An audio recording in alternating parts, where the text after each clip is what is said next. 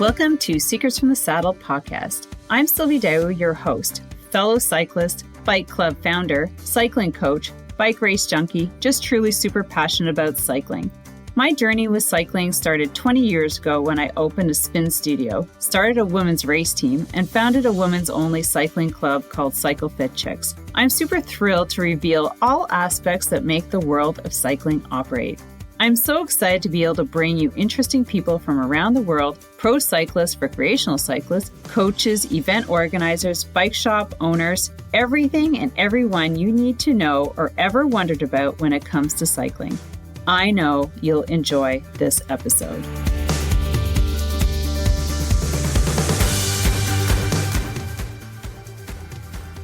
Hey everyone, welcome back to another episode of Secrets from the Saddle, All Things Cycling Podcast with your host Sylvie Dow, and we're super excited to bring to you the mastermind couple, Heather and Marc from 8 Hours of Hurtin and Haliburton. Yeah, I've got my hat on. This is this year's hat. Super cool.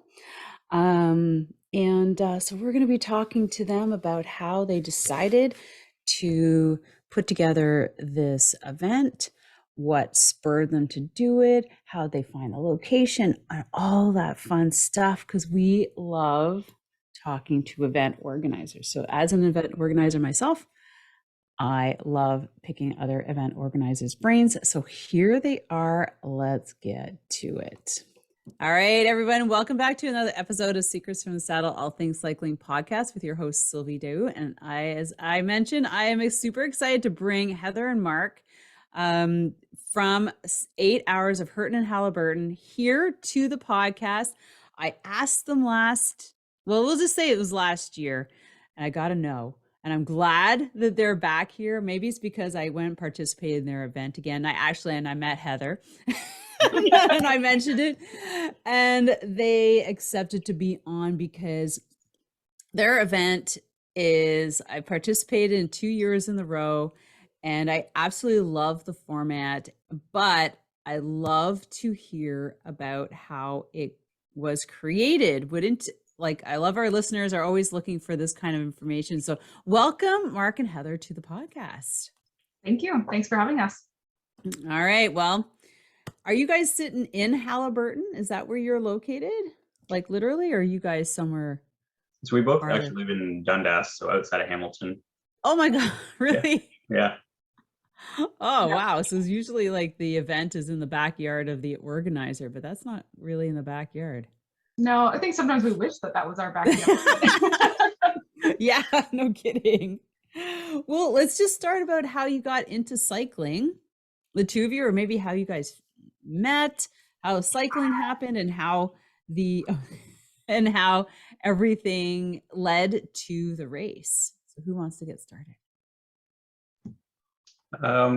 So as your listeners may find out, we have a Chihuahua, and the Chihuahua lets us know whenever we have a mail delivery. So there may be a Chihuahua coming in and out of our conversation, but her name's Lexi, so everyone say Lexi. Yeah. Cool. I've been riding for a long time, and I started with mountain biking, and I did a bunch of mountain bike racing. Gravel as we know it today didn't really exist in that form, and so I had a road bike and I had a mountain bike, and I did a lot of mountain bike racing, and that's actually how we found Haliburton, because I was racing at Sir Sam's quite a bit, and we always needed to find accommodations when we were there, and that was perfect. Haliburton Forest is just around the corner from Sir Sam's. We rode there a lot with our mountain bikes. And then when gravel riding became more popular, we realized that the roads there were phenomenal for gravel riding. And it just kind of worked out that way. I don't know, what's your history in cycling? For me, I have a smaller history with riding. Before Marc and I met, I had a Canadian Tire bike. I didn't race, I didn't ride, and probably took him 4 or 5 years to convince me to actually get a decent mountain bike and hit the trails. And I borrowed a lot of bikes. Marc's dad was kind enough to lend me his mountain bike for a little bit, and slowly got into the sport, and now have a gravel bike and a mountain bike, and we're both ambassadors for our local shop, and we lead rides multiple times a week. And then I'm now a co-race director of a gravel race. So, someone would ask how that goes. Yeah. Like, a decade ago, do you see yourself in the gravel world? Probably not, but here I am. And I love it. I love the riding, and I love being able to explore different things that you can't necessarily see by car or by foot. And it's kind of how we spend our time now. Well, it's nice that you have someone to ride with, because yes, I have this conversation with my girlfriend who I ride with. If I want to go for a gravel ride, I'm by myself. I'm like, okay, who can I call to go riding? So she's older than me, and she's retired. So I always know that I can always call her, because it is kind of intimidating, a bit scary biking by yourself in some of these rural roads. I mean, I'm good mechanically, but if something else were to happen, then I'd be kind of screwed. Well, it's nice too to ride with people, because it mixes up like the type of Yeah. So it's not always like super competitive or you're pushing yourself. Sometimes it's nice to like socialize with people or have someone to be competitive with, I guess, right? Yeah. No, that's a lot of fun. That's why I enjoy going out with her, because I've gone out a couple of times by myself, and it's always like, how slow is this ride going to be, right? Because like you're just putting along by yourself. Yeah. So how did the idea of a gravel event come along? Because I think this year was your fourth year? Fourth year, yeah. Fourth year. Okay. Yeah. So you got one in before COVID. We did, I guess. Yeah. Yeah. It's crazy to think that we had 3, well, now 4 years, but before this event, we only had one under our belt without any kind of COVID guidelines or restrictions, or then we had 2 more with COVID, and then this year. So 4 years. So you did number 2 with COVID? Oh. And number 3. Yeah. Well, I was here for number 3, but number 2 was even more, not I want to say severe, but like the restrictions more restrictive for sure. Yeah, it was definitely stressful to organize it. We worked with the local health authority to make sure we were following all the rules and the group sizes, and every 2 weeks the capacity would change. It was crazy. So we had to be super adaptive, and we had a pretty small event just to be safe, and we had staggered starts, so that way the groups were smaller. And then, as you've experienced, once you're out on course, you can you're forever and not see anyone. So I know. So it's pretty, and the whole thing's outdoors. So I'd say it was a pretty successful event during COVID. But in terms of like directing it, it was pretty stressful just to make sure everything was safe for everyone. So yeah. But in terms of like how it came about, I feel like it's something that Marc has always talked about. I mean, I've been with him to a number of races. I've always like in the pit, but never really racing. Yeah. It's just something we've always like, wouldn't it be neat too? Like, wouldn't it be cool? This is how we would do it, or this is how we would include this. And so it's always just kind of one of those things that's been on the back burner. We've always talked about. And then like we went to Haliburton, and then one day I came home from work and Marc was like, I'm going to do it.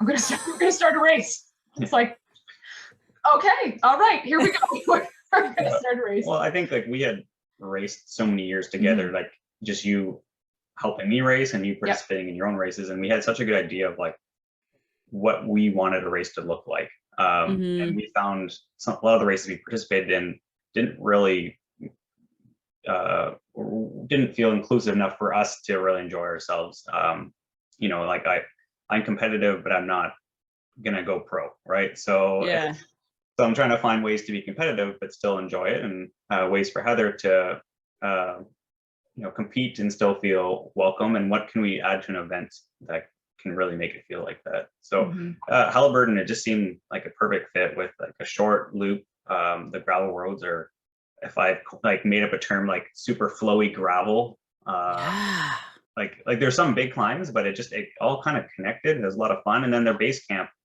it's really welcoming for people to like camp or sleep over, and it's just like a cool vibe at base camp. So it was just awesome venue. Yeah, that's one thing about your course it's flowy. Like I love like just powering over those rollers, like down one, up the next. Like there's so much power and speed Mhm. you can put out on that course. Mhm. Like I think my last lap was like the fastest and the most fun and just like, and I was on a different bike. I'm not going to talk about that, but anywho, I just had like a really good, and I'm like, oh, like this is what it feels like. This is what it should feel like for every lap. Mhm. Mm. Um, Yeah, it's like the advice I give anyone who asks is just try and carry your speed down the descents, because those climbs really do become rollers the more you can mhm. carry your speed. So yeah. Yeah, I know. I was biking beside one lady, and I turned to her and I said, "Why are you stopping pedaling on the downhill? Like, shouldn't you be like going a little faster so that you don't have to work so much on the next slope?" It's just it just kind of looked at me. I'm trying to recover. I'm like, yeah, I know, but Yeah, yeah, like, and it's just do it like on the longer route. Mhm. not everyone's comfortable on the high speed downhills and stuff too. And what tires do you use? Like, Yeah, Mhm. yeah. Mhm. I know, tires, eh? Mhm. So you were able to secure the spot because it's like a national forest, but like It's a it's a wildlife reserve. yeah, it's a wildlife reserve. Yeah. And apart from like being all these cottages in there, you were able to they were convince them to let you have an event there. How did that work? Yeah, so whenever kind of approaching a venue for that kind of thing, I put together a proposal. So Hmm. just outlining what we need from them and what the event would look like, um, and what resources you would need, and Mhm. really just reassure them that it would be a safe and successful event. And they were really accommodating and on board. Nice. Mhm. Yeah, so And they it's run other events, yeah. so they actually Okay.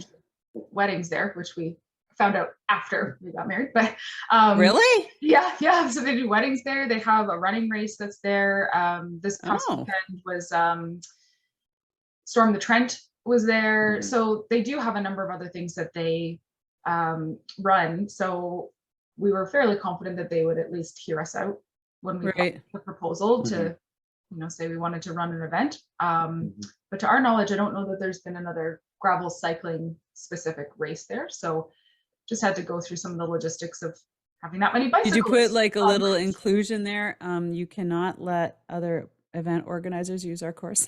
Yeah, yeah, yeah. Actually, the very first year that we ran it, we had somebody that came up and talked to Mark and said they were local and this is the loop that they ride all the time. And it was kind of like their secret thing. They thought nobody else knew about it. And he was like, oh, obviously, like somebody else has discovered it and has fallen in love with it. Mhm. So, Yeah, and there's been cycling events there in the past as mhm, well, but I think they're more mountain bike focused and adventure racing focused and whatever. So Yes.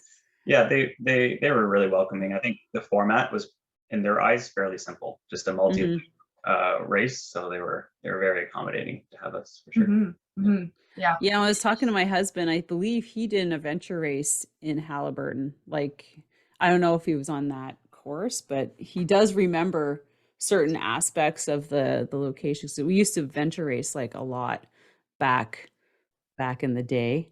Mhm. 15 years ago, 20 years ago. I never did Haliburton, but I did many around. But yeah, he was mentioning that.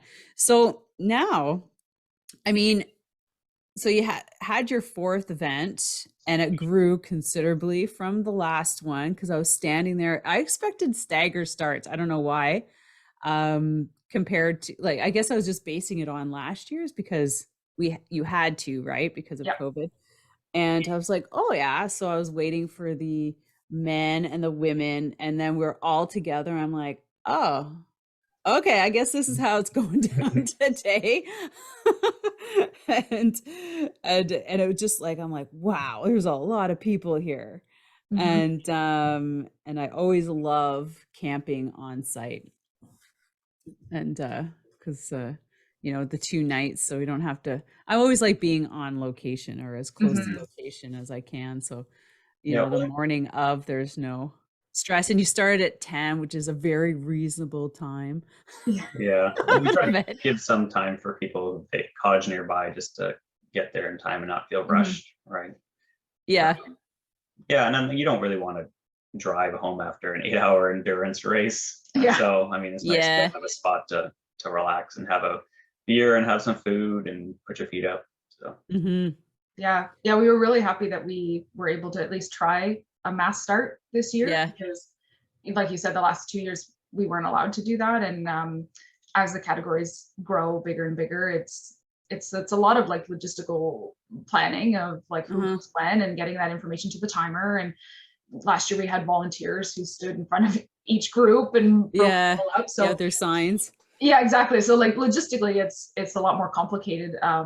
But because this year we weren't limited by capacity, we thought, well, let's give it a try and let's see how it goes. And I mean, Haliburton Forest, I mean, they're so wonderful to work with, but they actually were able to block the road ahead. So they held traffic so that we would be able to do the mass start. And yeah, because anybody who's in there, right? Like if you're a leasee or whatever, you can drive your ATV or your car through there. So they were able to hold it up ahead so that they couldn't come down like kind of the stick of the lollipop. Right. We held them up ahead so that we could do the mass start. I see. Okay, before we got onto the I got it. Yeah, which was really helpful. Oh, that makes sense. We could try it and see what it would look like.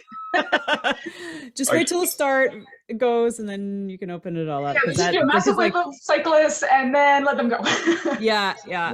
What's your thoughts, Sylvia, on the mass start format? Like, do you like the welcoming vibe of everyone starting together, or would you rather? Yeah, no, I've been in other ones that they are mass starts. I don't know why I thought that, maybe because I was thinking to myself, okay, I'm going to get myself ahead just like I did before. So I was thinking about the strategy that I used last time, and then then I was like, oh, I guess they're not doing this. So okay. So usually I would move myself to the front, like closest to the front, but I didn't. I just sort of like hung out mid pack or maybe towards the back, because then I was just like, I'm not sure how it's going to play out with so many people in front, because I know you go up and then you take that right turn and it's fast. It's a fast down. Like I go fast. I'm like, woo! I think I like that section the most, honestly. That fast right turn and just like tearing down there. So I was like, oh no, I think I'm okay back here. But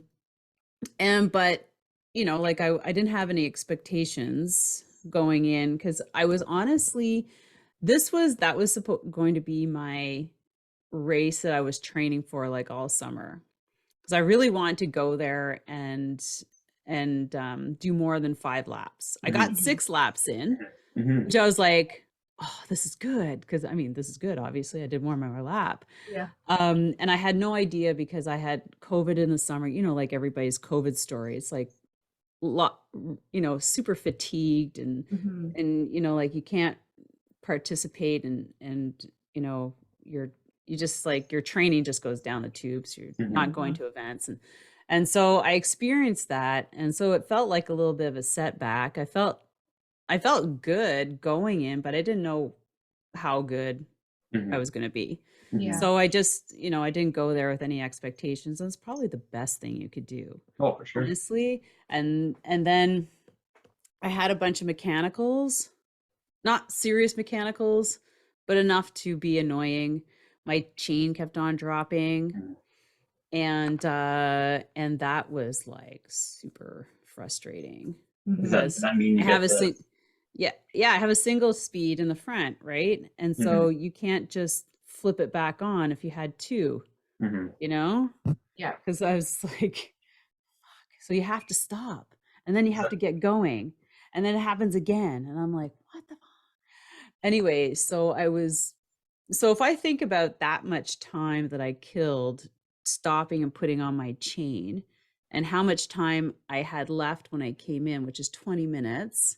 So maybe that was like an extra 40 minutes in total.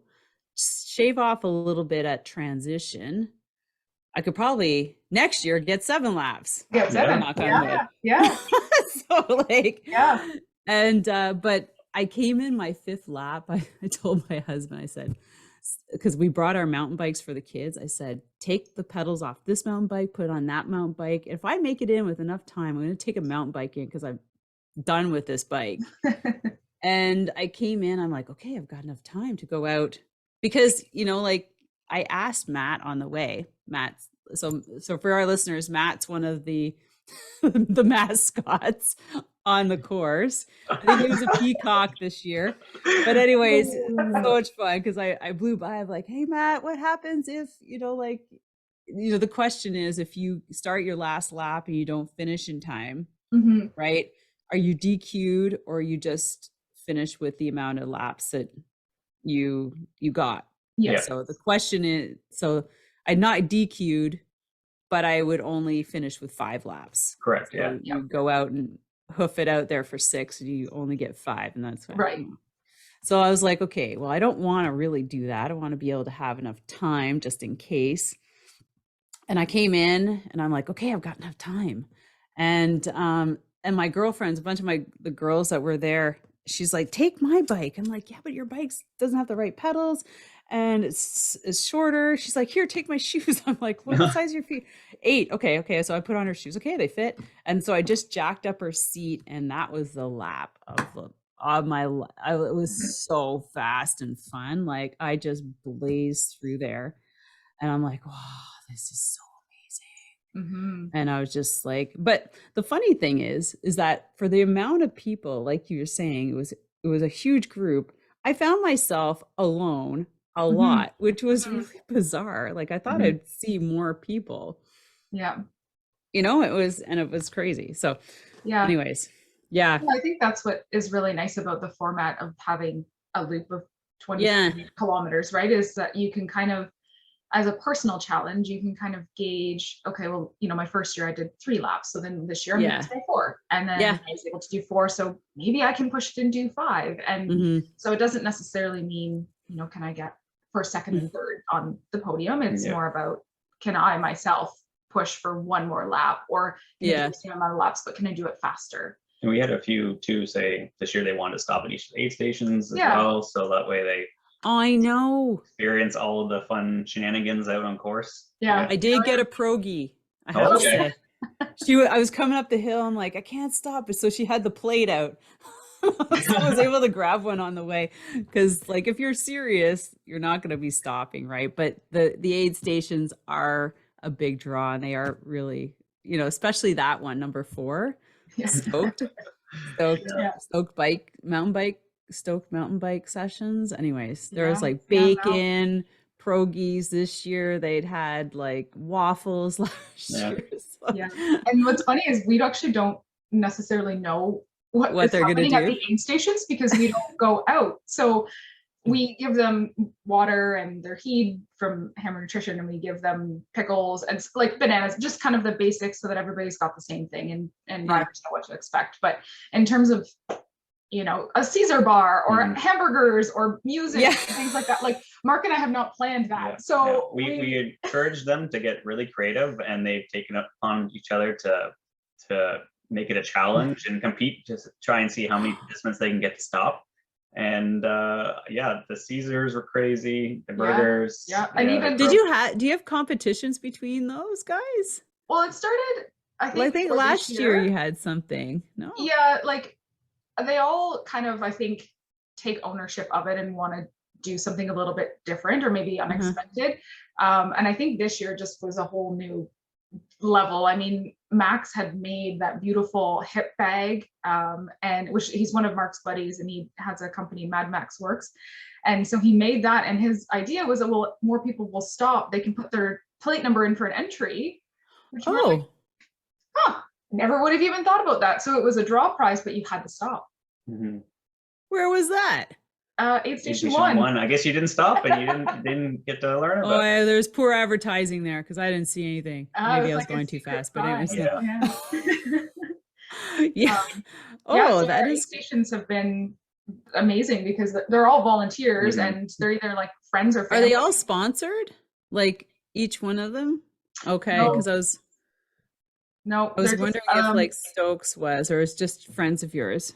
Yeah. like Mel is a friend of ours and she owns Stoked MTB mountain bike sessions. Yeah, she also put on the Fix a Flat clinic on Friday. Oh, okay. And then also just wanted to really help out at Aid Station Mhm. 4. So yeah, Mhm. and she's done an awesome job. Yeah. Yeah. Yeah. She went out I and- always like, what's going on there? Are you doing? Yeah, there's a lot of the participants that are out there for the personal challenge, but Mhm. also will fully utilize those aid stations. Like, Yeah. I'd say probably like half of the field really relies on those aid stations or uses them as ways to like get a morale boost or, you know, just that little bit of mechanical help they need. Yep. Yeah.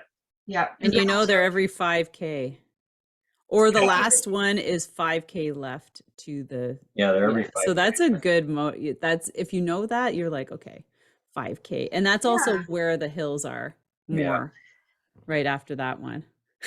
Yeah, I think one of the races made them like the Three Sisters or their Cold Cut Trio. I think Adam might have mentioned that.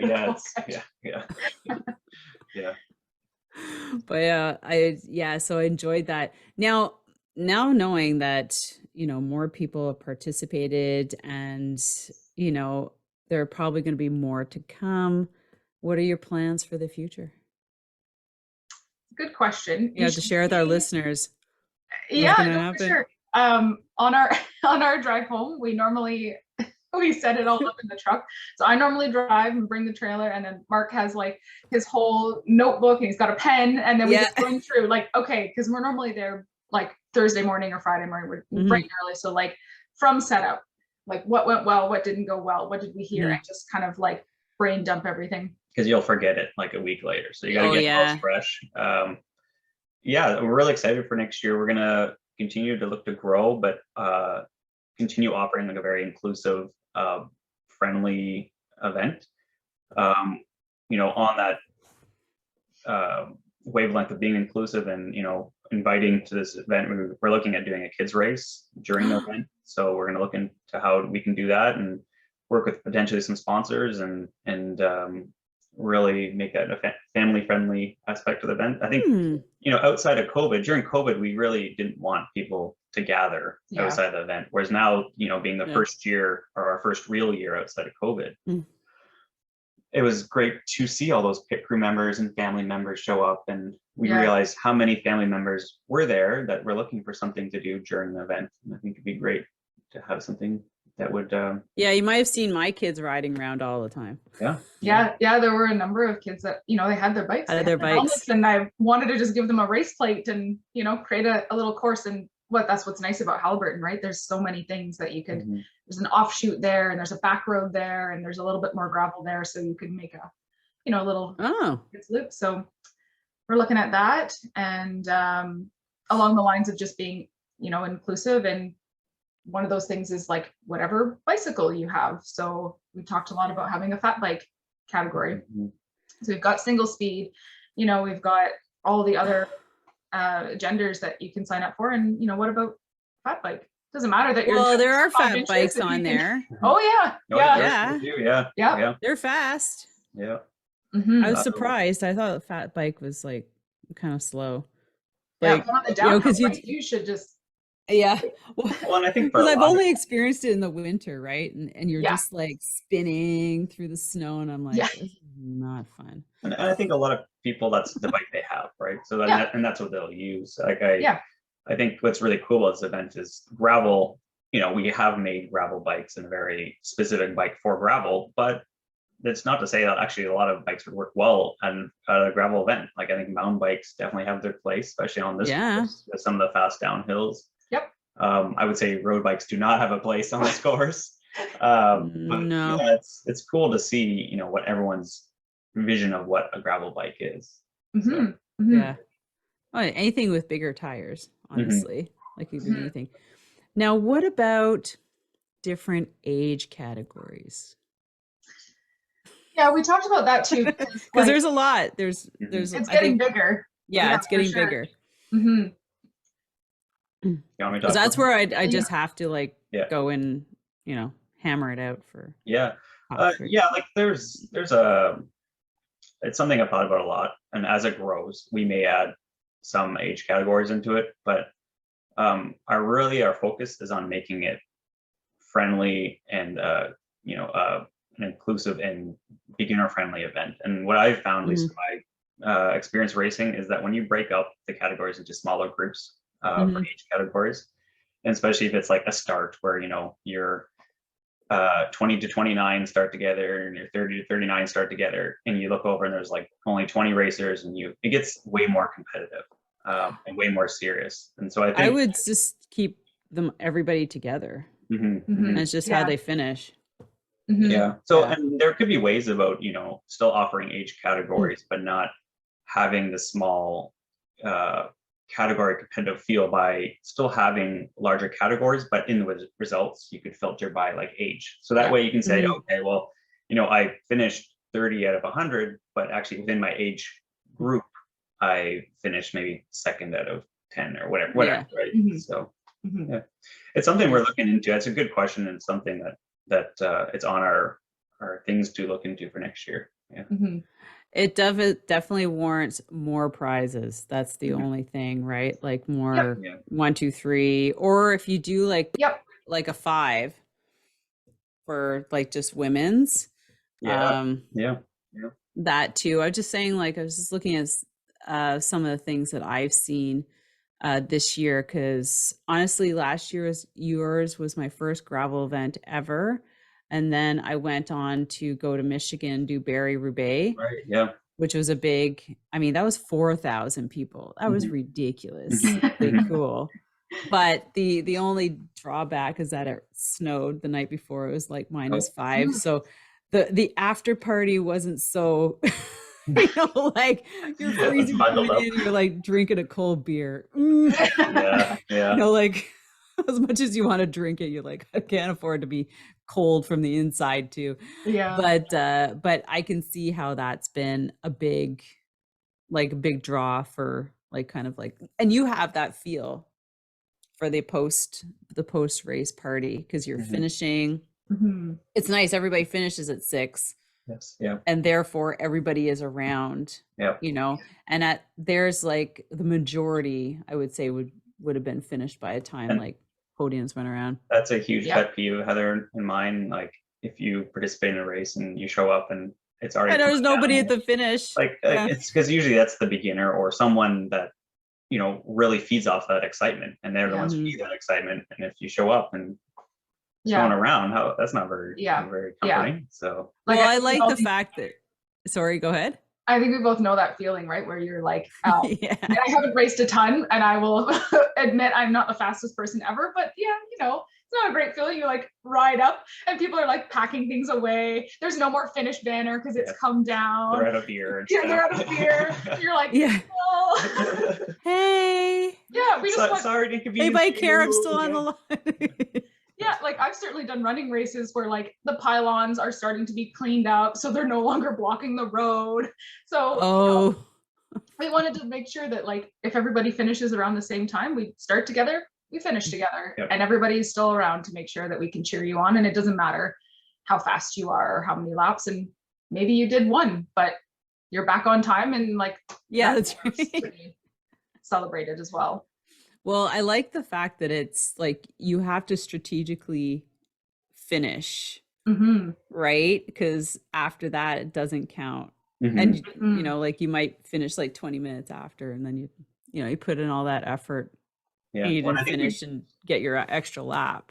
You have to be ready and know that, I can finish it in before 6.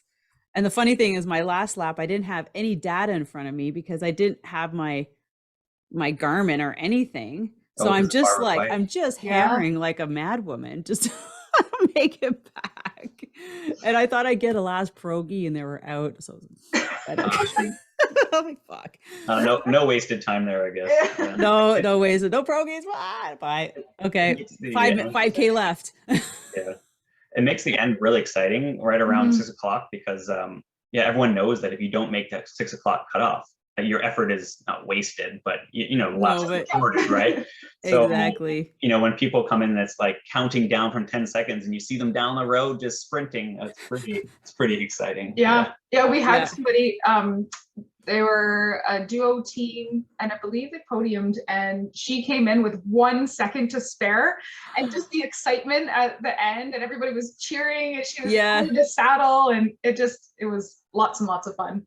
Yeah, I was surprised to see 20 minutes. I'm like, oh my God, really? Wow. So 7 laps next year.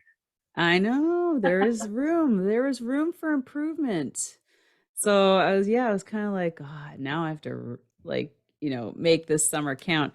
But yeah, I thought it was so much fun. And it was funny because like one of our teammates at Cycle Fit Chicks, I guess she found you.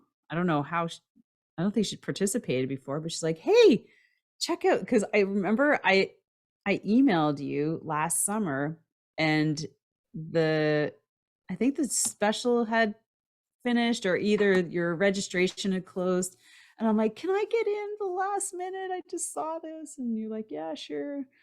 And so it was really good. Oh yeah, so like, one more women in the course, get them on.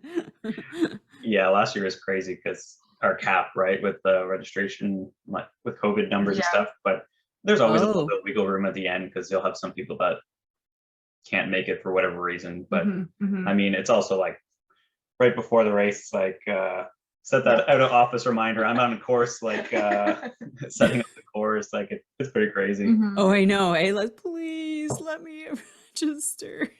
Yeah. Usually we can make it work. Yeah, though. for sure. Yeah, I know. As a race organizer myself, like I started a gravel race, women's only this summer.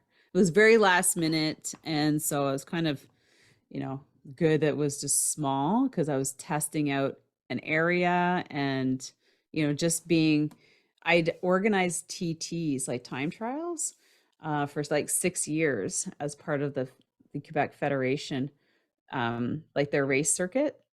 And this year I said, no, I'm doing something different.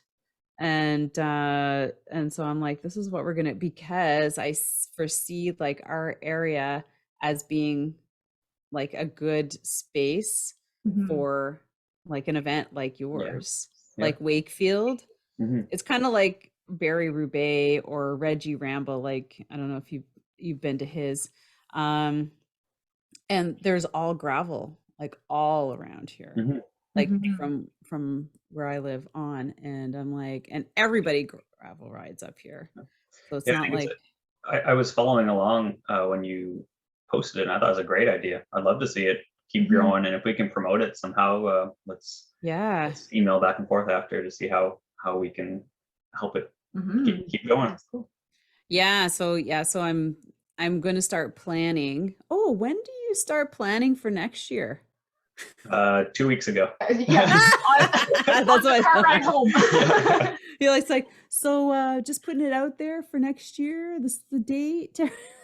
Yeah, we'll probably release the date in a month or so. There's always like a bit of a period where we kind of thank our sponsors and our participants and unwind and kind of close things out. But then you kind of have to start all over again, where you send a proposal to the venue and you kind of work with them to see, if you want things changed, etc. And then you get approval on a date, and then you kind of go from there. So, some things you can book a year in advance. So, some of our vendors, we got to send them a date 12 or 10 months in advance, and so we get the dates to our volunteers too, because they're amazing and we want them back. So we try to give them lots of warning of when we'll need their help. And the Kuwait sponsorship application was due like at the beginning of October or something. So it's crazy to think for all the way next year. It's nuts. Wow. I have to do the same thing for our municipality as well, and they were super supportive of it. It was a little different because they're like, they asking all the safety questions and like how many people, and I'm like, oh. And I'm like, okay, well, I better get started earlier if I want it to grow and have like camping on site like you. And because I just think that's really cool to create a vibe like that, and to see it grow so quickly, like these events in such a short period of time, right? Like yours is year 4, Reggie's was year 3, and they had like 500 people. Like, And they have loops too. So they have like Yep. 265K loops. They're fucking hard. Yeah, I was going to try it this year. It didn't work out, so I'm definitely looking to try that one next year. Yeah. Yeah, well, I asked him. He's like, I'm not sure if I'm going to do it next year. So, Oh, really? Oh. yeah, better cross your fingers because, like, yeah, it seems like he's putting a lot of effort into like really developing like a weekend event. I really liked it, so I thought it'd be something we'd have to try. Yeah, for sure. Yeah, they had a Sunday ride, which I'm like, I don't know if I want to engage like doing stuff all weekend long because that's a lot of organizing. And yeah, having people out in the course and managing them. And I'm like, I think just the event is just good enough for, for me. Yeah, it's a lot of moving parts, right? Especially if you span over multiple days. Like this is the first year that we could have stuff going on Friday, then obviously the race on Saturday, and then we tried to do a garbage ride and just like ride the course on the Sunday too. But that got rained out. But yeah, like it is a lot of stuff, right? Because you're starting to plan, and it's for multiple days and multiple like happening, and it's a big it's tough on your volunteers as well. Like we have a group of awesome dedicated volunteers that keeps coming back every year, and they're all for doing multiple days, but everyone gets pretty beat up by Sunday, so it's you know, to keep the team motivated and everything. So I think like the multi-day thing is a little bit over the top. I feel like free beer goes a pretty long way. What? Free beer? You're thanking people and keeping our volunteers happy. Yeah. It's like, you know, we'll be finished on Saturday night. Yeah, I guess just withhold the beer until the work's done, and then you can give it. That's right.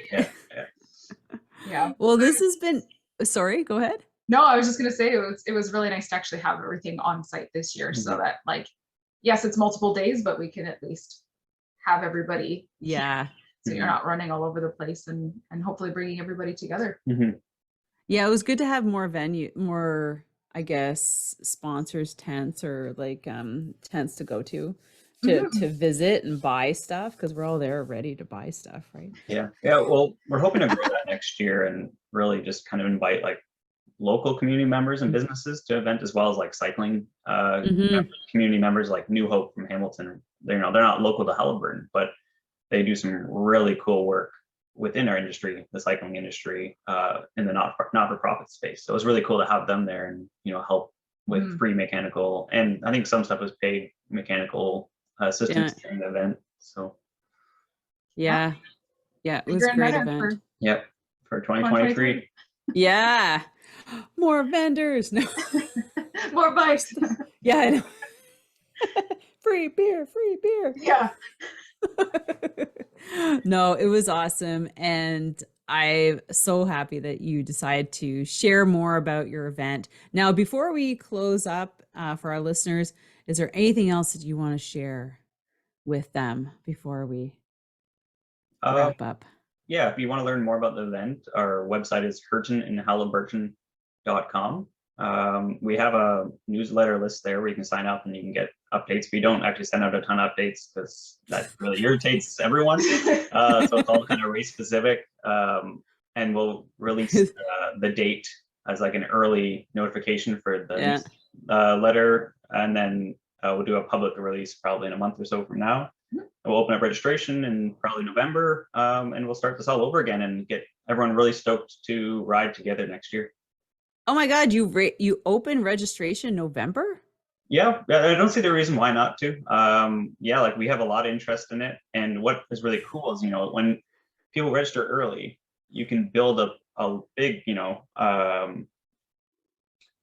get them involved in the process of like how we plan the event and the things we grow and we add to the event, and everyone feels more committed, and you know, it's part of like the community vibe as we kind of all make this race happen together throughout the year. So I was gonna say the most important email is like early bird registration open now.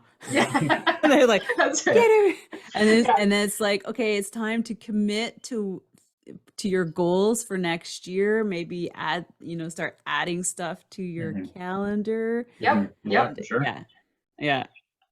Oh, it's good because I've started listing out the things that I want to do next year. Yeah, looking Yeah. forward to it. Yeah, exactly. Yeah, it's always good for a September vacation. Now that the kids, and if you're gonna put kids like a kids event, that's an even better reason to bring out the families and stuff. Yeah. You guys are so lucky with weather. I want to say. Oh yeah. Yeah. Yeah. I mean, I don't know. I think we were all very lucky that you were. Yeah, I know. Yeah, I know. yeah. Well, we were watching the weather. I mean, we start watching the weather, 2 weeks in advance. But yeah, we were a little worried about what that was going to look like. But we also know that cyclists tend to be a fairly robust group of people. So just changes what you wear and not necessarily. And I don't know how many participants we told, but we also ran out of power on Friday too. Like the whole venue didn't have any power. And we had thought we'd go paperless this year for registration too. I don't know why that was a good idea, but so that was like a perfect storm on Friday. So oh my god! But we figured it out, and the race was awesome. So make sure you get everything printed before you go. Yeah. And then Saturday we had power, we had water, and we had sun. So yes, good sun. And then it rained, and we were sitting there eating breakfast, and my husband's like, "It's only supposed to a little light dusting shower." I'm like, I don't know, but it doesn't feel like it. And it doesn't feel like it's going to stop. So let's get going. Tear down the tent and get going and by 7 a.m. or something. Oh God. I'm like, thank God that didn't happen yesterday because it would probably been a whole different race. For sure. Yep. Yeah. Well, thank you so much, Marc and Heather, for being on the podcast. And I hope our listeners have been intrigued enough to go to their website, sign up for the newsletter so that you don't miss that early bird registration. Is certainly worth it. Getting and securing your spot, before Christmas. So you're already committed for that event in January, and then that just sets you up for your winter training, right? So exactly. Thanks so much, everybody. Now, before we leave, where can we find you? Where can everybody Instagram, find you? Facebook, website. Yeah, website? All of it is at hurtinhaliburton.com, or Facebook, Instagram is at Hurtin in Haliburton. So it's all the same, pretty easy. Check it out and join our community and kind of follow along and help us grow this event to be even bigger in 2023. Yeah, you can see all the pictures from the last couple of years too, which is kind of nice. Yeah. So cool. Thank you so much, everybody. Oh, it was my pleasure. And I'm glad to have you guys and share your event with more people. Maybe I'll get more people up from the United States. Who knows? Yeah, that'd be cool. That's great. Yeah. Thanks a lot, guys. Right, have a great one, everyone. And don't forget to ride your bike. Have a great one. Bye. Thanks, Sylvie. All right, there you have it, guys. I hope you enjoyed that episode with Marc and Heather, and you are certainly going to go check out that event, Hurtin and Haliburton. As you know, we're saying 8 hours, 27K loop. Well, we didn't really talk about the event itself, but it's 8 hours, 27K loop. You do that loop as many times as you can. And here is the top woman did 8 laps. The top man did 9. Okay, and you had a single speed winner at 9 as well. Or I think the top men was 8 and the single speed 9 laps. That is ridiculous, right? So, but it was such a well-organized event. Bring the kids out and anyways, put it on your calendar. And like I said, they're going to be opening up registration in November. So this is perfect timing. And then thinking about training for the winter, you can go and look at my training program for 20 weeks, winter road cycling online program. Skill development is where we're at, getting you the skills to climb hills, sprint down hills, speed up hills, endurance riding, pedal stroke efficiency, This is what's going to take you to the next level, no matter where you are in your cycling fitness. So you will need to go to the show notes to get the link, or you can text the word cycling to 819-809-0999, and guaranteed you take this program. I've done this since 2005. You can improve your fitness by 5 to 20%, depending on how much you train. So, but it's important to train with structure so that you don't overdo it and regress or get injured at the end of the day or at the end of the winter season, right? So no matter where you are, this program might be for you. Check it out.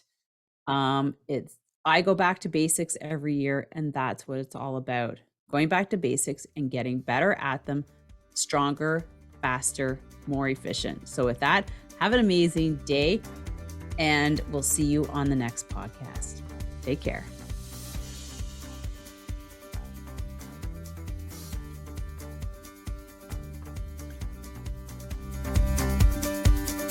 Thank you so much for spending this time with me on the Secrets from the Saddle podcast, learning more about sighting people, places, and things that make cycling such an exciting sport. I am so glad you stopped by today. Please leave me a review if you feel so moved to do so. I would love to hear your feedback. And if you could take 1 second to share this episode with someone you think would enjoy it, I would be forever grateful. Also, if you could please leave me a review if you feel so moved by going to iTunes and leaving me an honest thought and an honest comment, telling me what you think, and most importantly, tell me what you'd like to hear more of. It would really help me to bring more great, inspiring cycling stories to you. Until then, have an amazing day. Make sure you ride your bike. And don't forget to visit my YouTube channel if you'd like to see the full version of this podcast live.